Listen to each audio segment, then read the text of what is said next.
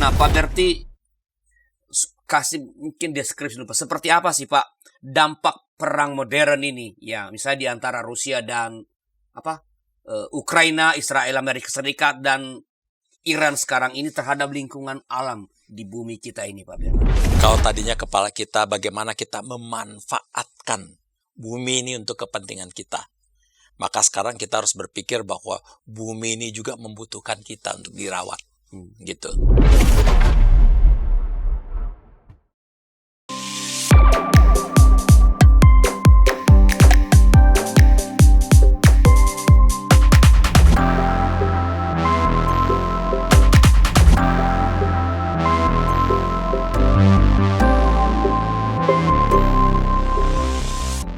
Sahabat, kita kembali berjumpa dalam acara Warteg RI, Warung Teologi dan Revolusi Iman, dengan saya Lian Farus sebagai penjaga warung. Ini adalah sebuah program untuk membicarakan isu-isu penting dalam hidup beriman atau perkembangan pemikiran teologi Kristen atau pergumulan-pergumulan gereja, supaya dengan demikian kita bisa merespon isu-isu yang berlangsung atau yang berkembang itu dengan baik dan bersikap dengan tepat dalam kehidupan sehari-hari. Nah, kali ini kita bicara mengenai perang, lingkungan hidup, dan tanggung jawab iman bersama dengan narasumber kita, Bapak Pendeta Dr. Albertus Spati. Selamat datang kembali, Pak Berti. Terima kasih. Ya. Sudah diundang lagi. Pak Berti adalah pendeta GKI dengan basis di Jemaat GKI Maulana Yusuf Bandung. Dia pernah menjadi salah seorang ketua PGI, pernah menjadi salah seorang ketua Sinode GKI 2 periode kalau saya nggak salah ya. Lalu, pernah semuanya ya. Pernah menjadi, Tanda udah tua ya. Pernah menjadi ketua GKI Sinode Wilayah Jawa Barat, juga di Sinode YSW Jawa Barat. Saya ingat saya juga 2 tahun, 2 periode. Dan sekarang beliau adalah menjadi ketua dari Yayasan Karsa. Apa sih Yayasan Karsa ini, Pak Berti? Kasih Persaudaraan Bangsa. Dia yayasan itu seperti Basnas. Jadi siapa yang memberikan sumbangan ke kami, satu CSR, kami keluarkan kwitansi, dan kwitansi itu bisa itu jadi tax deduction. Nah, duit yang kami dapatkan itu untuk membantu orang miskin di seluruh Indonesia. Pemberdayaan. Ya. Catat ya, Risma, pemberdayaan. Nanti kita bisa punya minta duit ini dari Karsan. Boleh. Ya, kita bicara mengenai perang, lingkungan hidup, dan tanggung jawab iman. Nah, seperti kita tahu, perang bukan saja membunuh manusia dan kemanusiaannya, tetapi juga menimbulkan persoalan ekologi yang akut. Ya. Soal kehancuran ekologis ini yang belum cukup dibahas ya dalam berbagai media.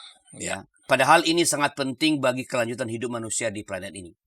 Kita sibuk menghitung korban manusia, menghitung kerugian ekonomi, menghitung siapa yang akan menang, siapa yang akan kalah, tapi jarang bertanya berapa banyak tanah yang mati, berapa luas laut yang tercekik, dan berapa besar tingkat racun yang telah menyebar di udara karena jatuhnya bom di mana-mana atau dengan senjata-senjata yang dikeluarkan. Nah, inilah yang akan kita bahas di dalam topik kita kali ini dengan sekali lagi Bapak Pendeta Dr. Albertus Spati. Nah, Pak Berti, kasih mungkin deskripsi dulu, Pak. Seperti apa sih, Pak, dampak perang modern ini? Ya, misalnya di antara Rusia dan Ukraina, Israel, Amerika Serikat, dan Iran sekarang ini terhadap lingkungan alam di bumi kita ini, Pak Berti. Oke, terima kasih. Ini pertanyaannya luar biasa. Jadi gini, saya ingin katakan bahwa dampak kerusakan, efek dari perang di Eropa ya, antara Rusia versus Ukraina dan Israel, Amerika versus Iran ini dahsyat sekali. Pertama, dia merusak tanah. Ya, karena bom itu ketika dia menghantam tanah itu dia merusak dan dia itu ada merkuri di situ, ada berbagai zat-zat kimia di situ, itu butuh puluhan tahun untuk pulih kembali. Ya, belum lagi ya satu penelitian dari seorang penulis, saya lupa namanya, tapi dia mengatakan sekarang 25% tanah di Ukraina itu sudah dipenuhi oleh bom-bom yang ditanam itu ya. Jadi itu jebakan-jebakan itu ya. Sehingga efeknya adalah itu bukan cuma membahayakan manusia, membahayakan binatang, membahayakan tanahnya juga, segala macam. Sehingga itu udah sangat-sangat luar biasa sekali. Itu tanah. Yang kedua, air. Begitu kapal laut ditembakkan, itu lalu kemudian menumpahkan minyak buminya ke laut, itu begitu banyak itu biodiversity di laut itu Yang hancur. hancur. Lumba-lumba konon banyak yang mati, ikan lumba-lumba. Karena terutama ikan lumba-lumba juga bingung, kan dia kalau jalan ikan terutama kan punya sonar. Tetapi sekarang udah ada juga sonar-sonar ya, kapal selam yang bikin dia bingung juga ini.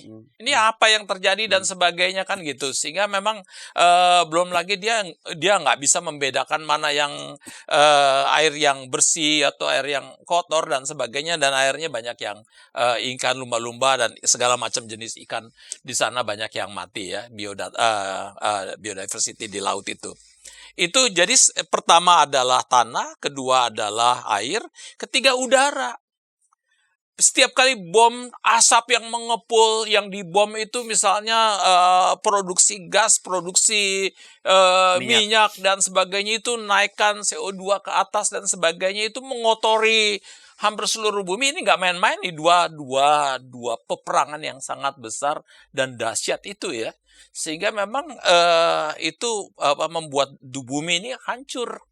Lalu yang ketiga adalah di dalam konteks berperang itu hutan-hutan hancur. Di Indonesia nggak usah perang juga, hutannya dihancurin sendiri kan. Untuk food estate dan sebagainya, tapi berapa kali food estate gagal. Tetapi sebetulnya kita ikut merusak bumi ini. Padahal kan gini, bumi itu kan seperti tubuh kita. Begitu kita hancurkan tangan kita misalnya, kita membuat tangan kita luka, seluruh tubuh itu terasa. Sama, bumi itu juga begitu. Ini kan pasti punya efek bagi seluruh kehidupan di planet ini ya. Sehingga memang oleh karena itu hutan-hutan hancur, segala macam. Belum lagi dia menciptakan efeknya adalah krisis ekonomi, krisis energi, krisis transportasi. Sekarang untuk transport kemana-mana aja udah susah. Mulai, iya. Ya, katanya kita cuma bertahan sampai kapan ini? Kita nggak tahu sampai kapan, tapi kalaupun kita bertahan. Sudah ada cara, jadi jangan kalau makanan sudah masak, matiin kompor. Sementara kalau saya punya usul yang lebih bagus berarti, supaya menghemat gas di rumah itu, nggak usah masak. Jangan masak, makan di restoran. Oke, lanjut Pak. Itu jelas kelas menengah ke atas. Nah ini, jadi memang efeknya itu baik kepada tanah, kepada air, kepada udara, di hutan, di laut, sangat luar biasa. Segala macam, hancur-hancuran dan sebagainya. Belum lagi krisis energi, krisis ekonomi, krisis transportasi. Ini efeknya sangat, kita menghadapi multi krisis. Ini luar biasa. Kalau dampaknya sedemikian hebat ya, mengapa isu lingkungan dalam konteks konflik bersenjata ini sering kalah disorot dibandingkan dengan isu kemanusiaannya Pak Berdi? Itu soal relasi. Kita merasa nggak punya relasi dengan alam raya ini ya. Kita seperti terputus, kita hanya melihat bahwa alam ini cuma sebagai tempat kita tinggal, tempat kita eksploitasi, tapi kita nggak melihat bahwa kita ini sendiri sebetulnya bergantung pada alam dan alam juga bergantung pada kita. Yang ada relasi yang terputus tuh antara kita dengan alam. Sehingga yang kita pikirkan sesama manusia saja, kita mikirin gimana kita bisa berkembang, kita mikirin gimana kita bisa meningkat dan sebagainya. Tetapi kita nggak memikirkan bahwa bumi tempat kita tinggal itu sebetulnya seperti rumah bagi kita. You hancurkan genteng di atas, kan gitu. Itu you kan akan kena juga efeknya. Yes, kita sedang menghancurkan rumah kita sendiri sebetulnya. Dan ini yang kita seringkali miss di dalam pikiran kita. Kita anggap bumi itu bukan apa-apa dan bukan siapa-siapa. Padahal dia, kalau di dalam konteks begitu banyak kebudayaan lokal, dia ini ibu kita, gitu ya. Kan gitu. Yang kita harus jaga. Kalau kita nggak jaga ibu kita, maka kita juga akan mati. Kan gitu ya. Nah ini ada keterputusan relasi antara kita dengan bumi ini. Ini yang bikin kita nggak terlalu peduli. Betul. Berarti ini kembali soal paradigma teologi yang tumbuh berkembang dianut oleh manusia atau oleh misalnya sebelah gereja. Betul. Seperti apa sih paradigma teologi yang hidup dalam gereja berkaitan dengan lingkungan dan alam atau alam semesta ini Pak Berti? Sebetulnya ada beberapa, tapi saya ingin katakan ya mempersempitnya jadi 4 aja ya. Yang pertama yang kita bisa sebut sebagai paradigma eksploitasi. Oke. Di dalam paradigma eksploitasi itu adalah satu paradigma di mana kita sebutkan sebagai antroposentris. Oke. Dan satu paradigma yang kita sebut sebagai utilitarian, asas manfaat. Antroposentris bahwa segala sesuatu yang diciptakan di bumi ini untuk kebaikan manusia.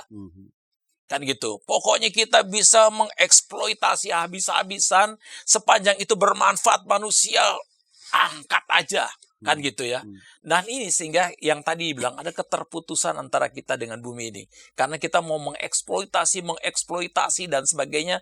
Dan manusia itu kan nggak pernah puas. Gitu ya. Siapa yang bisa memuaskan Seolah manusia? kehancuran bumi itu tidak ada pengaruh dengan kita. Tidak ada pengaruh. Dia berpikir pokoknya aku eksploitasi, aku hantam hutan-hutan kita dengan segala macam untuk tanam kelapa sawit. Kan gitu ya. Padahal bumi ini sudah memperlihatkan efek menghancurkan bumi, efek dari eksploitasi tadi, itu terjadi perubahan iklim. Tapi kita kan menutup mata dan kita menutup telinga terhadap segala sesuatu yang sudah desain oleh bumi ini.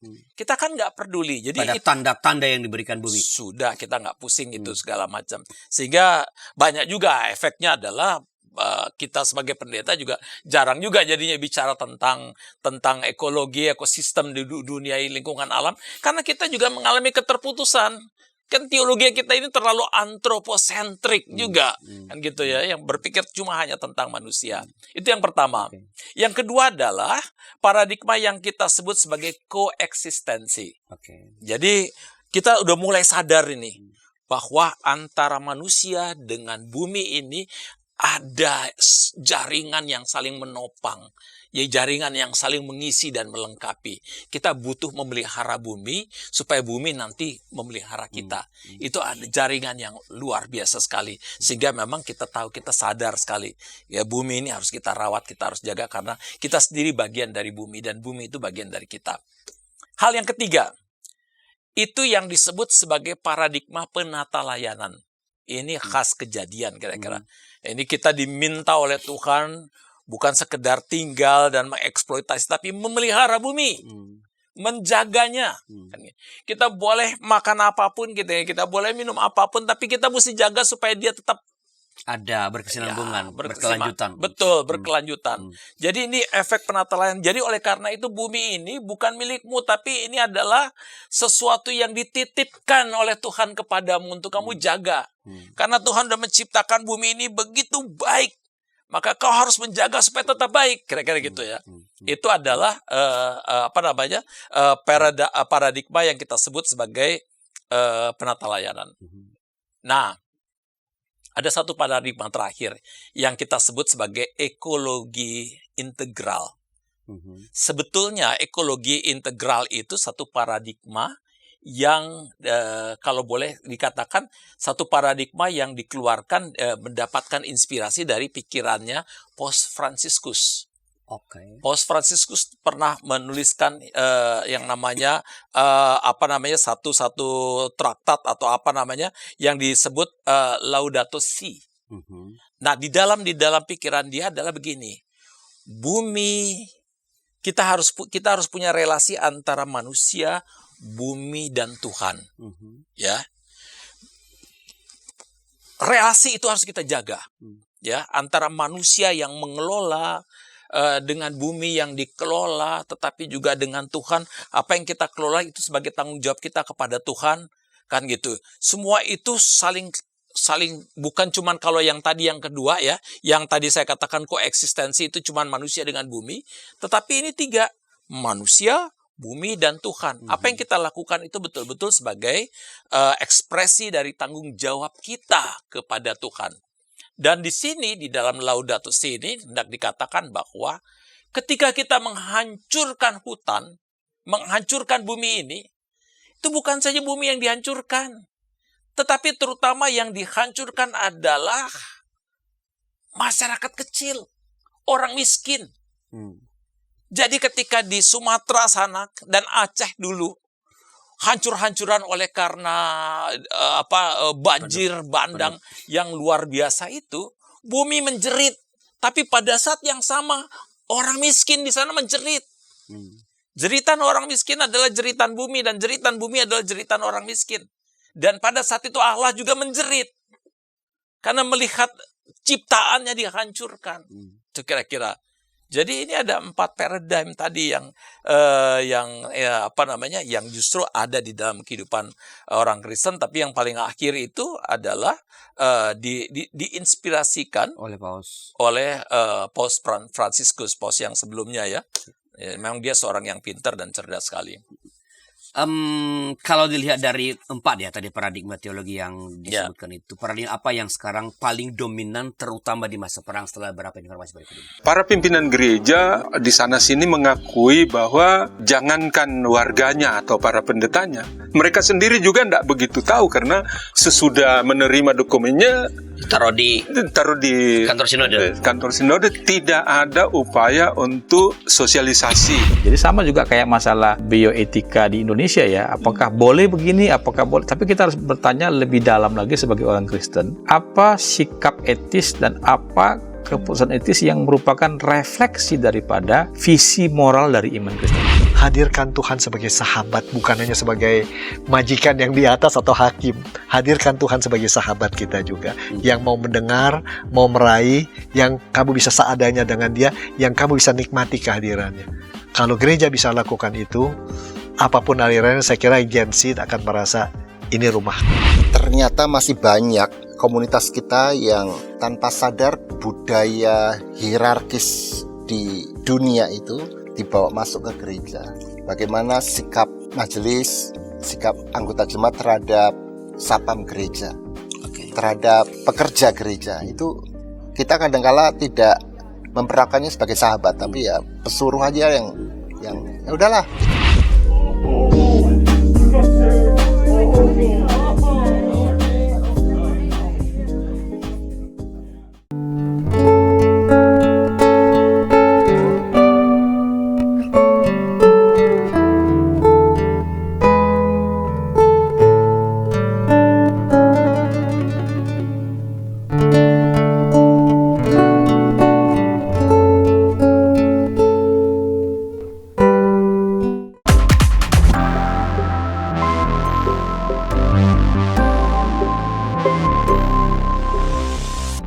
Masih dalam Warteg RI, Warung Teologi dan Refleksi Iman, dengan saya Leon Farus sebagai penjaga warung, dengan narasumber kita Bapak Pendeta Dr. Albertus Pati. Kita sedang berbicara tentang perang, lingkungan hidup, dan tanggung jawab iman. Bila ada komentar atau pertanyaan, silakan tuliskan di kolom komentar. Nanti tentu Pak Pendeta Albertus Pati akan merespon pada waktunya. Kita lanjut ya Pak Berti ya. Tadi saya mengintikan pertanyaan dari 4 paradigma yang tadi Bapak sudah jelaskan itu. Kalau dilihat mengamati perang, apa yang paling dominan di antara paradigma itu di dalam, terutama di masa-masa perang seperti sekarang ini, Pak? Oke, jadi memang kalau kita sebut yang paling dominan sekarang sebetulnya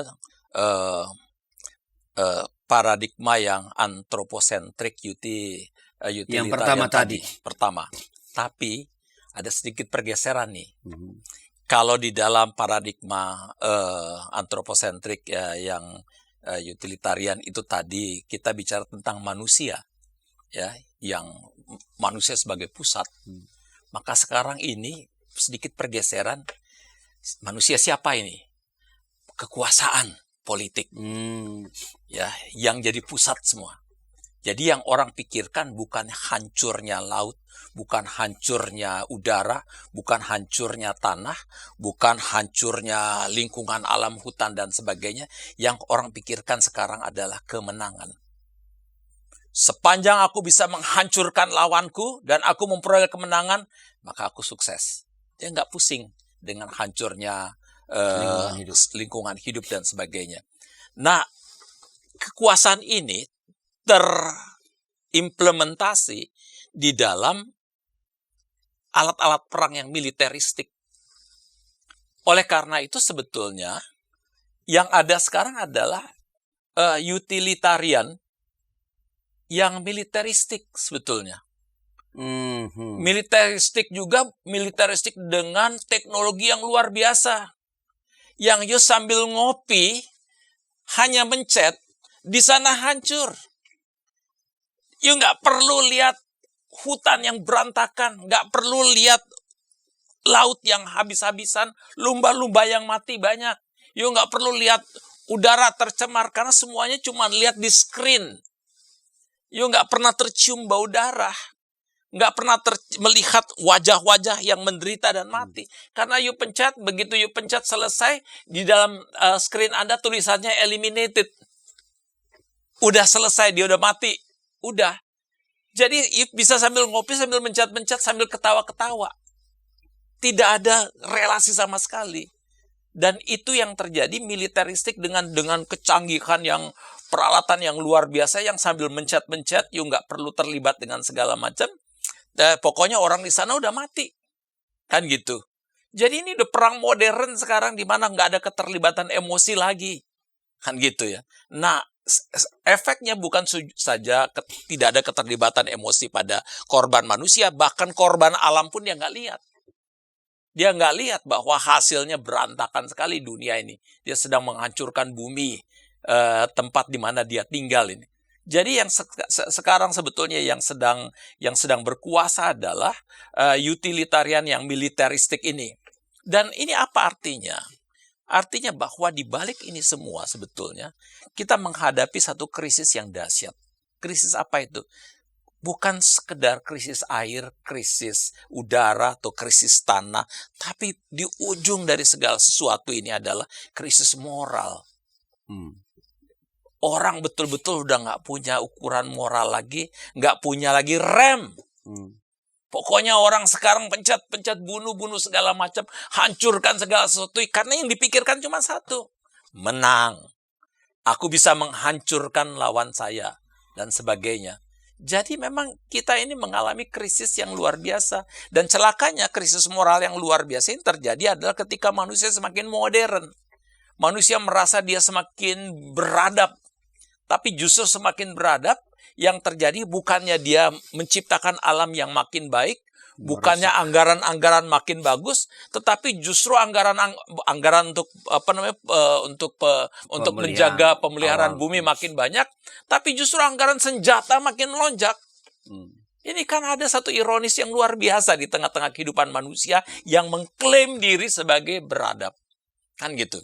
Sehingga ini memang kita sedang mengalami satu krisis moral yang luar biasa, di mana sekarang yang jadi tujuan adalah politik dengan kepentingan kemenangan itu. Dan orang dalam konteks itu dia nggak peduli lagi dengan persoalan-persoalan ekologi dengan segala macam. Yang penting tujuan jangka pendekku berhasil. Nah, kalau apa namanya, Pak, berarti dikuasai oleh kepentingan manusianya adalah kekuasaan, manusia adalah militer dan sebagainya. Sejauh mana kan kita selalu percaya bahwa mestinya komunitas beriman itu mesti menghadirkan diri secara berbeda lah, mestinya. Ya. Nah, sejauh manakah komunitas beriman itu memiliki tanggung jawab untuk bersuara, paling tidak bersuara, ya, terhadap kerusakan lingkungan akibat perang ini?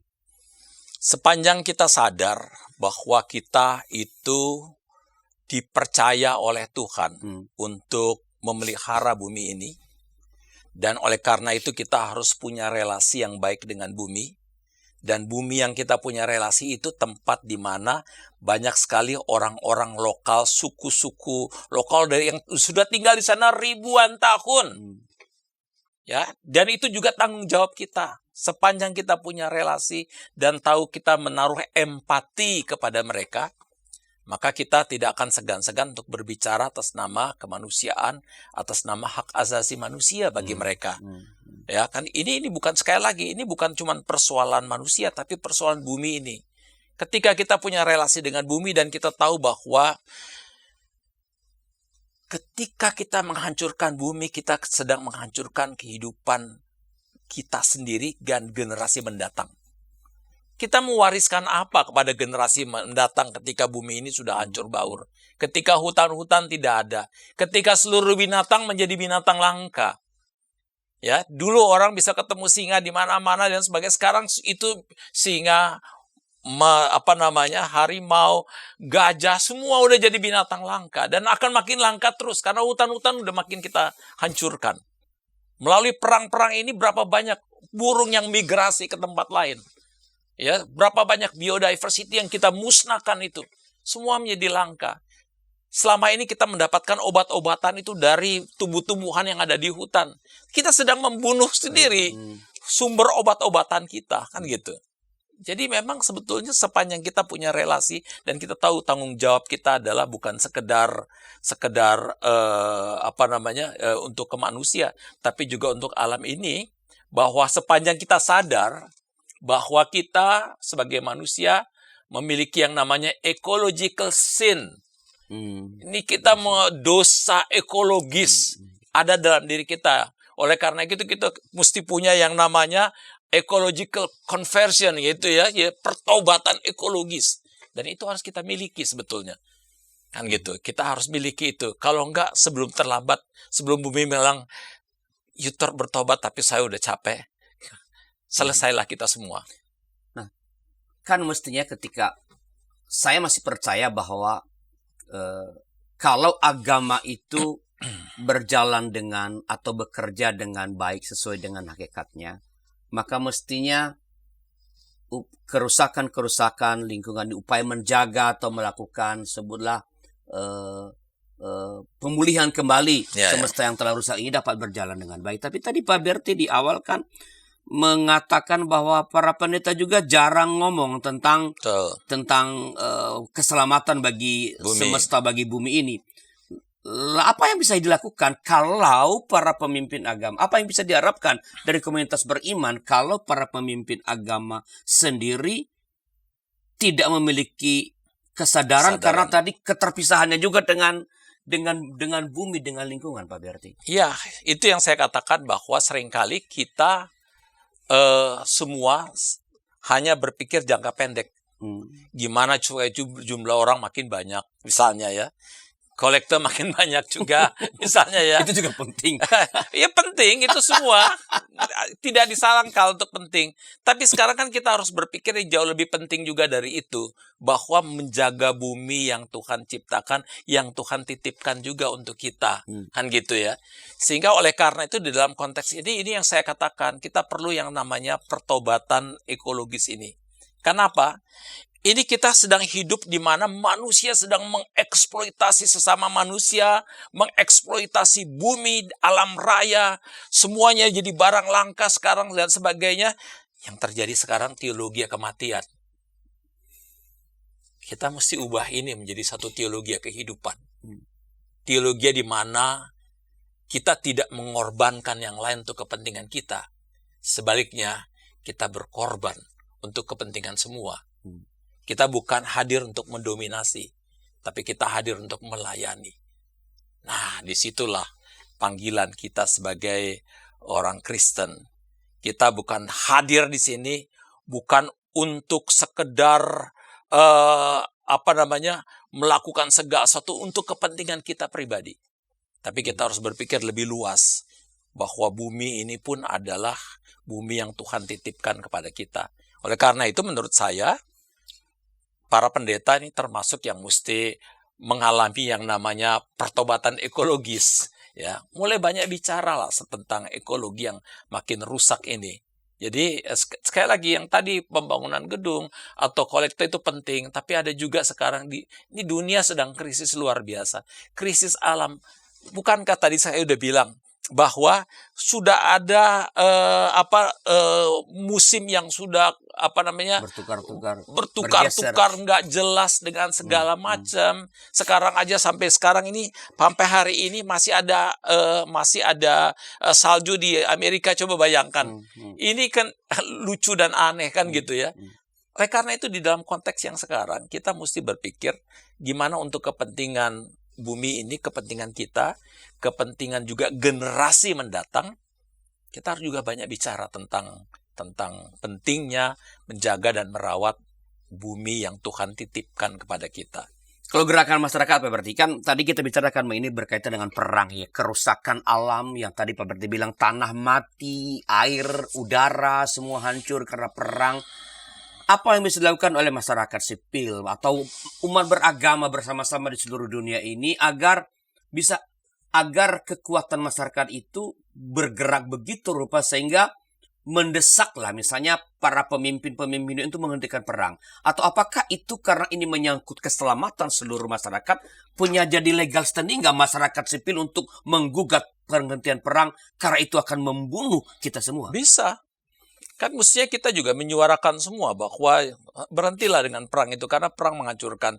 Tapi juga berhentilah dengan kebijakan-kebijakan politik di dalam dunia, di dalam negara yang tidak berperang yang merusak hutan-hutan kita.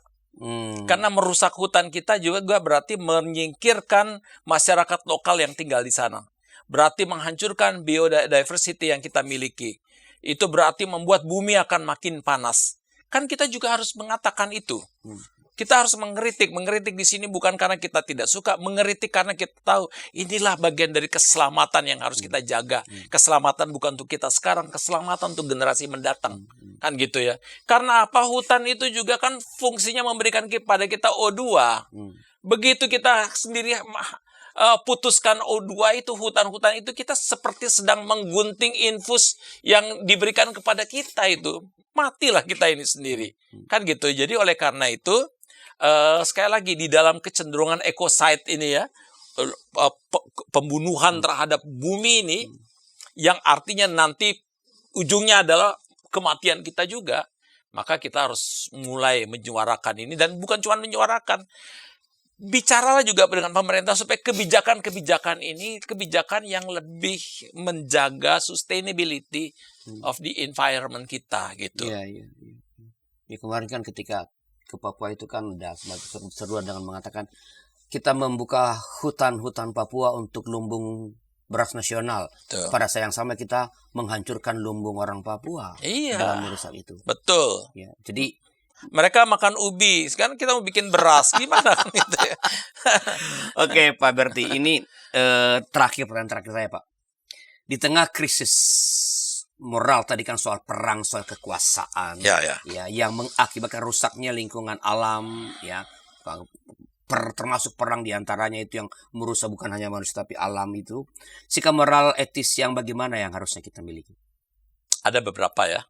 Yang pertama, kalau kita tadi saya udah sempat katakan ya, kalau tadi kita pikirkan kepala kita adalah mendominasi. Sekarang kita harus berpikir tentang melayani. Kalau tadinya kepala kita bagaimana kita memanfaatkan bumi ini untuk kepentingan kita. Maka sekarang kita harus berpikir bahwa bumi ini juga membutuhkan kita untuk dirawat. Gitu. Yang ketiga adalah kita harus berpikir bukan saja mengorbankan orang lain dan mengorbankan bumi ini. Tapi kita juga harus berpikir gimana caranya supaya kita berkorban. Misalnya, ada baik juga kalau gereja-gereja kumpulin uang, lalu kemudian beli pohon, menanam di tempat-tempat yang memang tanah-tanah gersang. Kenapa tidak? Kan gitu ya. Kita penuhilah semua itu dengan pohon-pohon dan tanah ya di tanah-tanah yang gersang, tanah-tanah yang sekarang ini mungkin tidak punya tumbuh-tumbuhan. Ini kan bagus. Itu kan untuk kebaikan kita juga. Kan gitu. Kita upayakanlah supaya terjadi kesuburan tanah ini. Kita bersikap kritislah terhadap kecenderungan orang untuk mengeksploitasi kebijakan-kebijakan untuk mengeksploitasi hutan dan sebagainya. Tapi yang terakhir yang sebetulnya saya katakan ini semua kalau direntet itu semuanya adalah kita hidup di dalam satu yang namanya teologi kematian. Kita sedang membunuh sesama dan membunuh alam raya dan pada akhirnya nanti kita sendiri yang mati. Dan sekaranglah saatnya kita membangun teologi kehidupan, di mana kita membangun relasi dengan sesama, saling menghidupkan, termasuk saling menghidupkan juga alam raya yang Tuhan titipkan kepada kita. Supaya generasi mendatang mereka boleh menikmati alam raya yang nyaman untuk mereka. Baik, berarti teologi kehidupan, menjaga, membangun bersama agar semua makhluk, semua tumbuhan, semua yang Allah telah ciptakan dapat hidup terus bertahan ya, karena ini adalah tadi kata Pak Pendeta adalah titipan Tuhan untuk tetap kita jaga kelanjutan atau keberlanjutannya. Itulah sahabat percakapan kita kali ini dalam Warung Teologi dan Refleksi Iman. Terima kasih atas kebersamaan kita. Sampai jumpa pada episode berikutnya. Tuhan memberkati.